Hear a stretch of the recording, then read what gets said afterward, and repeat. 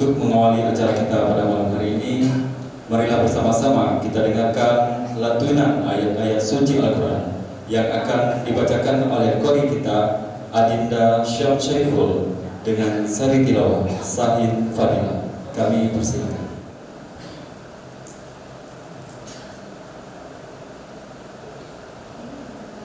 Kama kutiba alal ladzina min qablikum la'allakum tattaqun.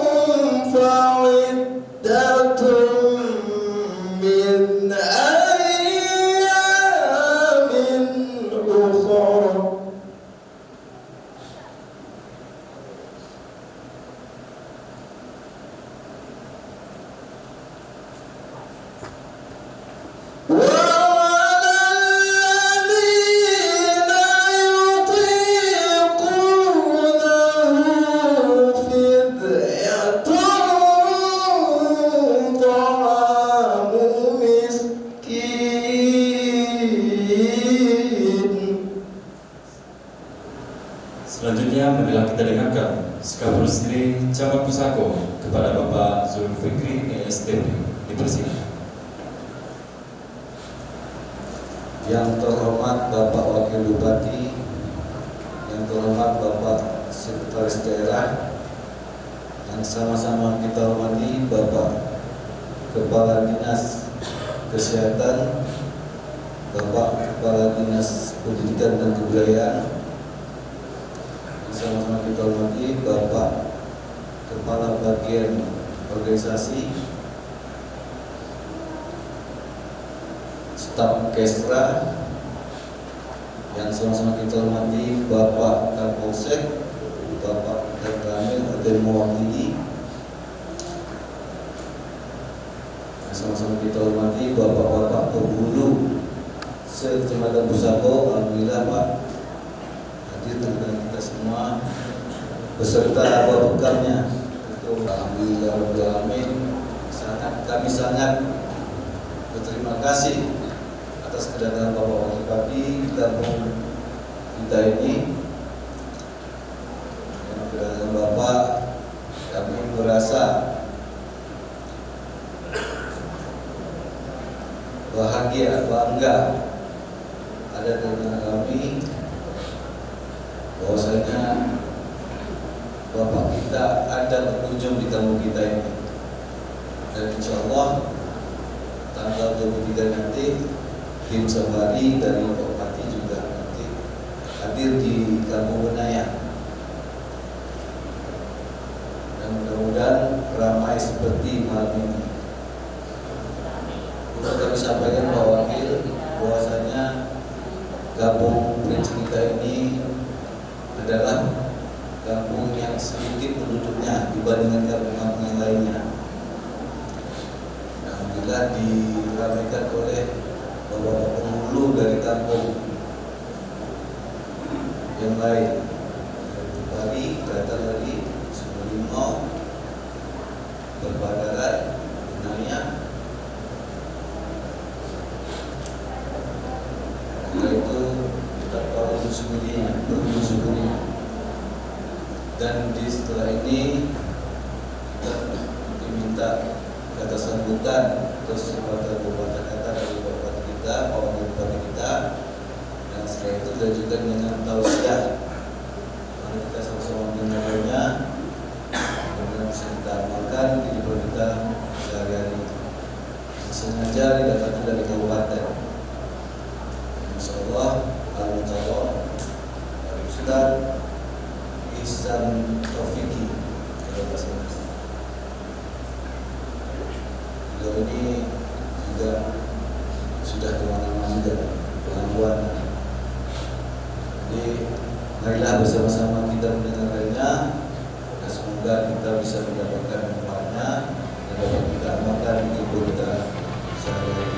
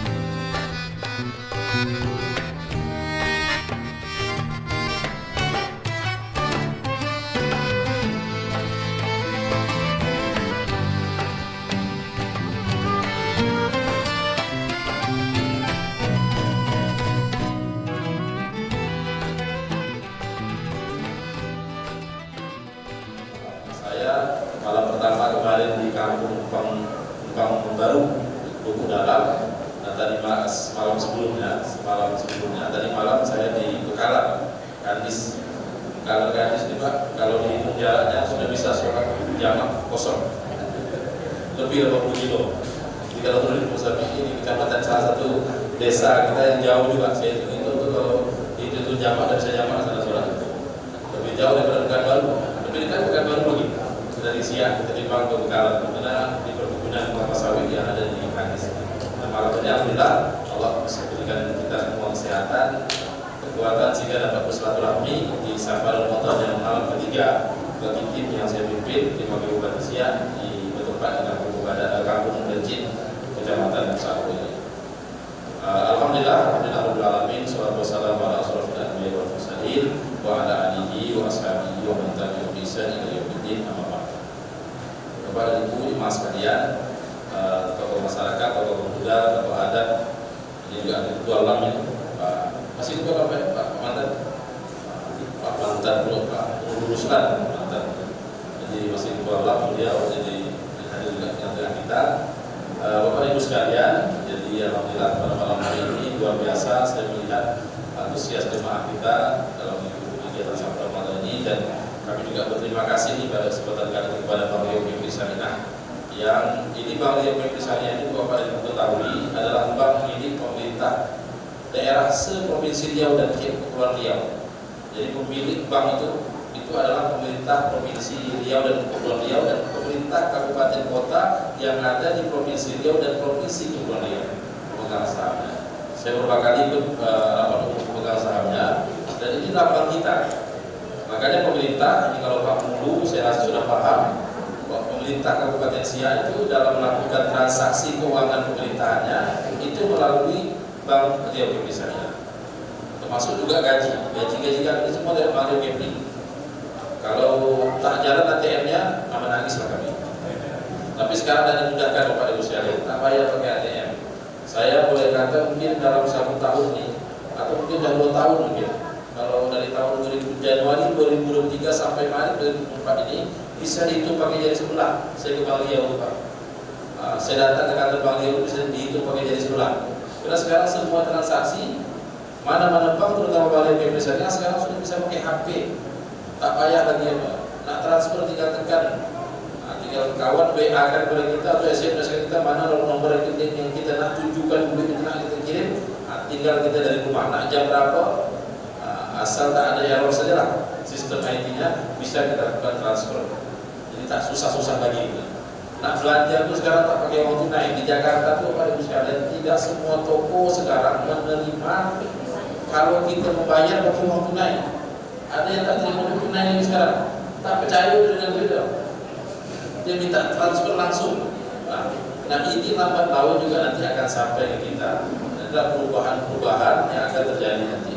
Dan kita terus berdoa, mudah-mudahan Bank Kepri Syariah ini terus menyikapi perubahan zaman dan terus bisa melayani pemerintah dengan segala kepentingannya untuk bisa melaksanakan tugas-tugas pemerintahannya yang dibantu oleh Bank Kepri Syariah. Kita berdoa juga mudah-mudahan keuntungan atau laba yang bisa diperoleh oleh Bank Kepri Syariah semakin tahun semakin meningkat. Bukan hanya meningkat, tapi juga penuh dengan berkah.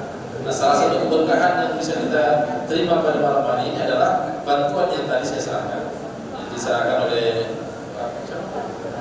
Pak Hanafi dari mewakili Pak Emi, pimpinan cabang Bank Kepri Syariah Asia, yang diserahkan kepada saya dan saya serahkan kepada ketua pengurus masjid tadi untuk bisa dimanfaatkan semaksimal mungkin, sebaik mungkin bagi kesejahteraan dan kemakmuran masjid Al-Ihsan ini. Yang Bank Kepri Syariah. Kami juga berterima kasih kepada Basnas. Basnas juga sudah luar biasa. Jadi keberkahan yang didapat oleh pemerintah dan masyarakat Kabupaten Siak ini dengan semakin banyaknya zakat berkumpul ini luar biasa. Dan saya juga terima kasih kepada masyarakat Kecamatan Pusako secara umum, khususnya Kampung Kerinci. Hendaknya saya berharap ke depan semakin meningkat zakat yang bisa dibayarkan oleh masyarakat. Karena semakin meningkatnya zakat Bapak Ibu sekalian, insya Allah semakin menurunkan berkah ke negeri kita ini dan ke masyarakat kita ini. Nah tadi kita lihat bagaimana Basnas ini bisa memberikan bantuan, dan insya Allah nanti kita ada sekitar 739 atau 738 keluarga miskin ekstrim se-Kabupaten Siak. Tadi saya informasikan dari Pak Rajikir, insya Allah nanti akan dapat bantuan melalui Basnas Provinsi yang akan disalurkan ke Basnas Kabupaten Siak dan bekerjasama dengan pemerintah Kabupaten Siak yang akan kita salurkan kepada mereka yang berhak, khususnya yang Muslim yang masuk kategori miskin ekstrim, sehingga bantuan ini nanti bisa meringankan beban saudara-saudara kita fakir miskin yang akan menikmati atau menjalankan baik ibadah puasa ataupun nanti menyambut datangnya satu Syawal Idul Fitri. Mudah-mudahan ini terbantu dengan adanya bingkisan dari Basnas. Dan kemudian Bapak Ibu sekalian, kami juga mohon doa atas nama pemerintah Kabupaten Siak, Pak Bupati, saya, Pak Sekda dan jajaran Kabupaten Siak. Kami juga menyampaikan permohonan maaf lahir dan batin. Kita sudah memasuki bulan suci Ramadan, mudah-mudahan Allah Subhanahu wa taala memberikan kita kekuatan, baik kekuatan jasmani maupun kekuatan rohani. Supaya apa? Supaya kita bisa dan mampu menjalankan ibadah di bulan suci Ramadan dengan sebaik-baiknya. Karena kita yakin dan percaya Bapak Ibu sekalian, kalau Ramadan ini bisa kita jalani dengan baik, seoptimal mungkin beribadah dengan baik, ini akan berdampak terhadap kehidupan kita pasca Ramadan nanti, setelah Ramadan nanti. Maka Ustaz selalu sampaikan ketika ceramahnya, usahakan supaya Ramadan tahun 1445 ini, tahun 2024 ini bisa menjadi Ramadan terbaik dalam hidup kita. Karena tidak ada jaminan. Dulu mungkin kalau kita berkumpul, mungkin di Ramadan tahun lalu masih ada saudara-saudara kita, tetangga kita yang sama-sama tarawih dengan kita. Tahun ini sudah tak ada. Sudah dipanggil dulu oleh Ilahi Rabbi, sudah meninggal dunia. Nah kita masih Allah berikan kesempatan. Kalau bisa orang dalam kubur dibangkit, dia nak lagi itu tahu sama-sama kita. Dia sudah tahu merasakan macam mana dapat sujud ketika sholat, baik sholat wajib maupun tarawih, sholat sunnah, ketika di alam kubur. Nah, kita belum terasa. Makanya kadang-kadang ya sebab kebanyakan kita menganggap enteng-enteng saja, biasa-biasa saja.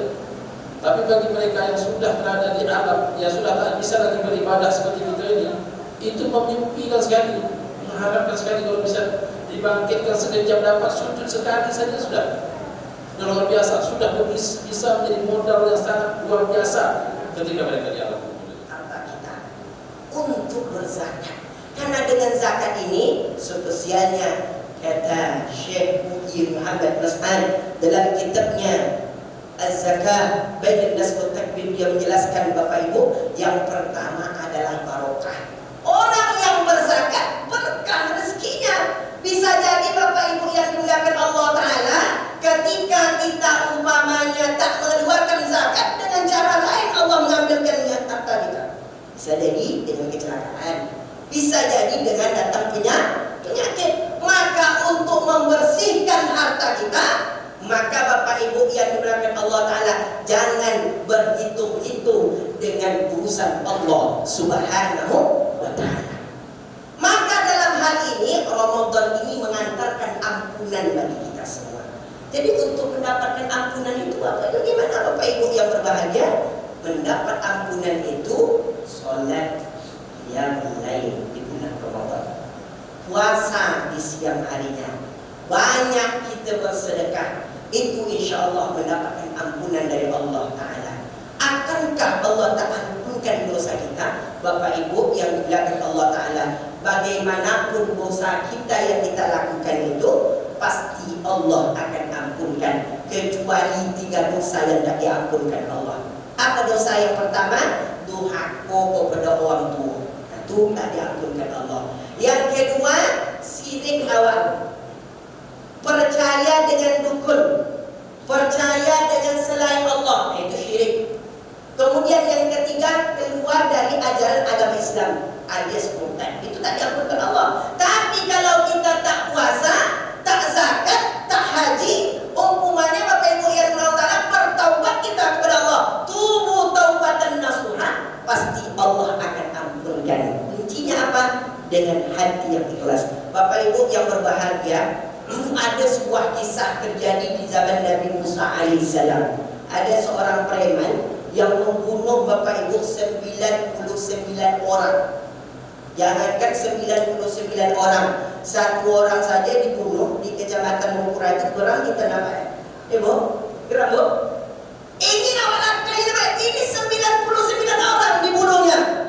Apa yang terjadi? Orang yang bertaubat itu berusaha untuk diterima amal ibadahnya, timbullah kerisauan. Bagaimana supaya hatinya tenang? Tentu saya dekat dengan Allah Ta'ala. Akhirnya apa yang terjadi Bapak Ibu? Pergi dia kepada ahli ibadah. Sampai dengan ahli ibadah itu, wahai ahli ibadah, apakah dosaku ini akan diampunkan oleh Allah? Apa dosamu? Saya sudah membunuh 99 orang. Setelah saya bunuh, kalau perempuan saya lakukan sesuatu yang tak baik kepadanya. Kemudian punya anak, saya bunuh anaknya. Apa kata ahli ibadah? Engkau tak dimaafkan oleh Allah Ta'ala karena dosamu sudah berat. Bapak Ibu yang berbahagia, geram namanya preman kan, diambilnya pisau sekali lagi, kemudian ditusuk jadi 100 yang dibunuh Bapak Ibu. Bayangkan 100 orang. Maka belum tahu timbul keterangan lagi. Bagaimana caranya? Dia berusaha mencari kajian-kajian keilmuan sehingga dosanya itu diampunkan oleh Allah Subhanahu wa Ta'ala. Akhirnya dia datang kepada Ustaz. Kebetulan yang datang itu ada Pak Ustaz Zainul. Nah, sampai di sini apa kata Pak Ustaz Zainul? Pak Ustaz, apa kata orang preman tadi? Pak Ustaz, mau nak Allah maafkan dosaku? Caranya apa?